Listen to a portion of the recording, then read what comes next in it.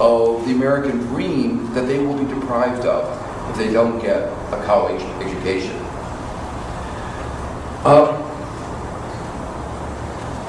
There's another aspect. I've been very, involved in a lot of the, you might call it the macroeconomic debates, the debates about what our country should be doing to try to get out of the crisis. But one thing is very clear, that the world after the crisis is going to be different from the world before the crisis. One of the aspects of it is that America's position is diminished relative to what is going on in other countries. China has avoided the recession totally. They were at first worried that their growth would slow down to 8%. But that turned out to be foolish worries. Their growth slowed down to about 11%.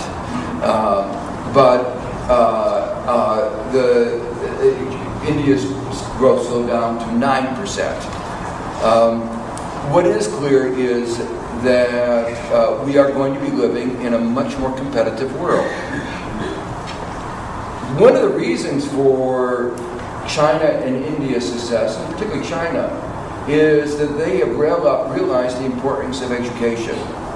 The model that we've had, the view that we've had of China as a low-wage country that is able to compete at the bottom is really an inaccurate description of China's success over the last 20 years.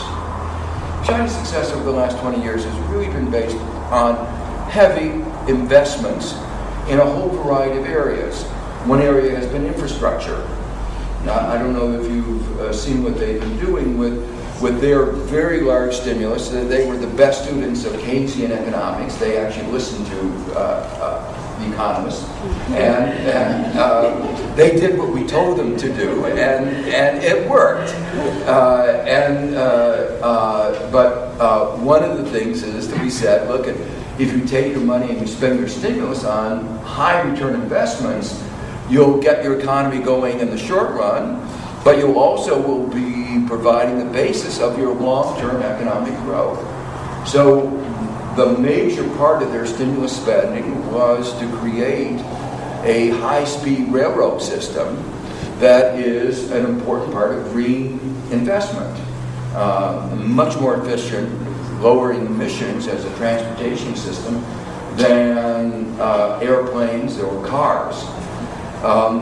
But it's very high speed, and it's totally changed the geography. I mean, everybody in California knows how the railroads that connected the East Coast and the West Coast changed America's geography and really changed the development of our country.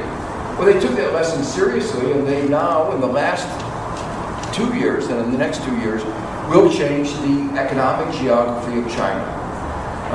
Beijing was an inland city, now it's half an hour from the coast.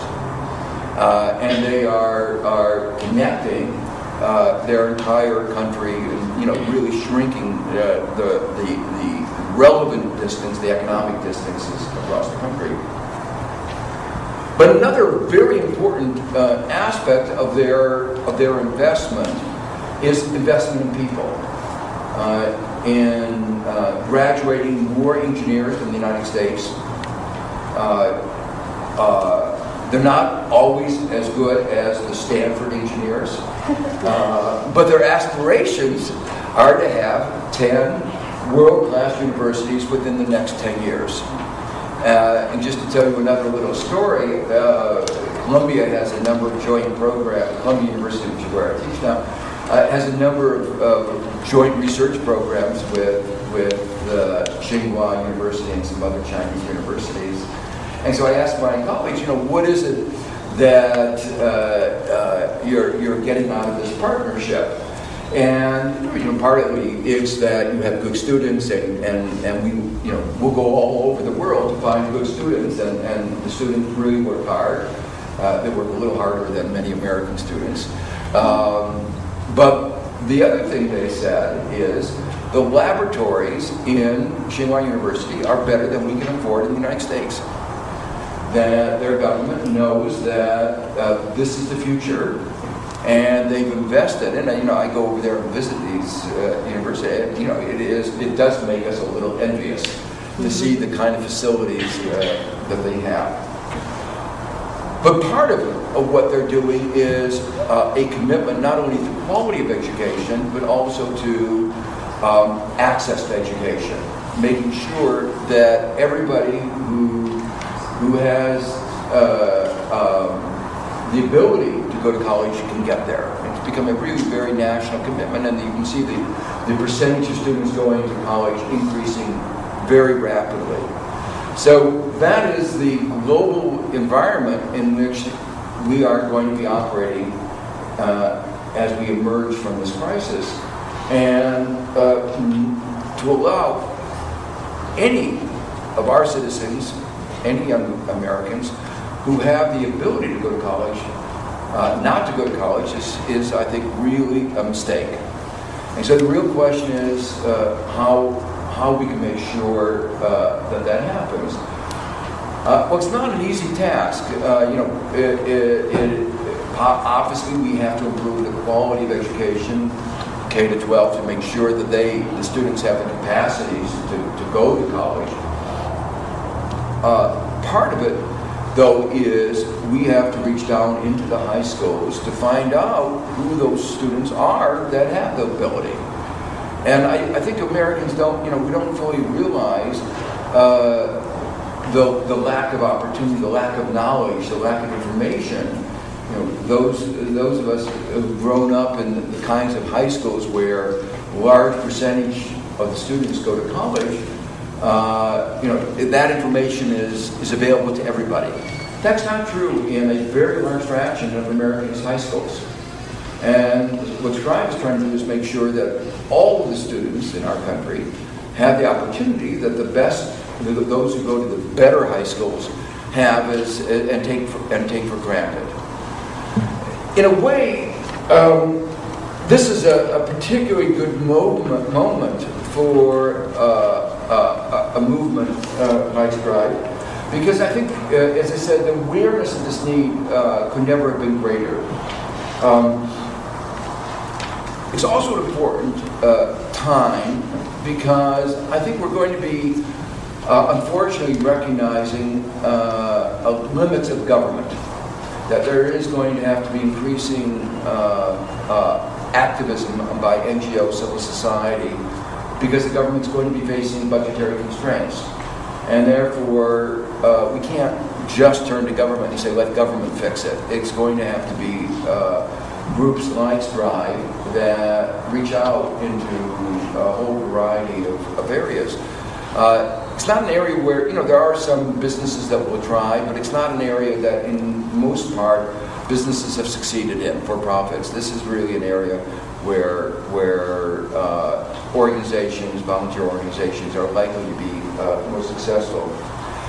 It's also a good moment, I think, for these students, because one of the things that was not noticed was there was important education legislation that was signed by Congress last March that really does extend opportunities for lower-income individuals if we can get them into college. So, for instance, the Pell Grant program, which is the grant program for lower-income individuals, was increased by $68 billion for over the next 11 years. So there is now a commitment to provide more resources if we can find the students and we can get the students linked to the colleges. So there is, in that sense, really important resources. The second very important thing is a very important reform in our student loan programs. Again, they didn't get as much notice as it should have. There was a certain, some of the bank fees were eliminated. Is one of the areas where the banks were circumscribed from what they had been doing before. more broadly, they won most of the battles, but this was a little battle that was won. And starting in July 2014, students will be allowed to cap repayments on the student loans at 10% of income above a basic living allowance instead of the 15%. So we've really re-geared the program to say that we can have a student loan program that doesn't squeeze the students in the way that we've done in the past. And then their balances will be forgiven after 20 years and instead of 25 years, which is what we had before. And for the students, many of them are going into public service after only 10 years. So we provided a framework that really has provided access to financial students if we can find the students in the high schools and match them up with colleges. And that's really, as I say, a really important step forward that we can have at this particular moment. Now, I know the word leverage has taken on a very bad connotation because of the financial crisis. But one of the things about Strive is that it really is about leverage. But it's leveraging in the good way. That is to say, what you do is you have a relatively small organization that gets students on campuses and student volunteers to work with other to go into the high school. So it's one of those things that if you really costed out what would be required to do this at market rates, it would not be feasible. But it's using the leverage of volunteers, and one of the things about these kinds of programs is that you get the kind of commitment, there's a lot of psychological literature about this, but you get a kind of commitment that you can't buy. At any amount of money. You get people who are really committed to these ideas because they understand the impact it's having on lives. And in that way, the kinds of macroeconomic concerns that I've raised may be secondary, but then looking at it in the way that I do from the point of view of our national needs and where we're going as a country, I do think that this is something that is very important.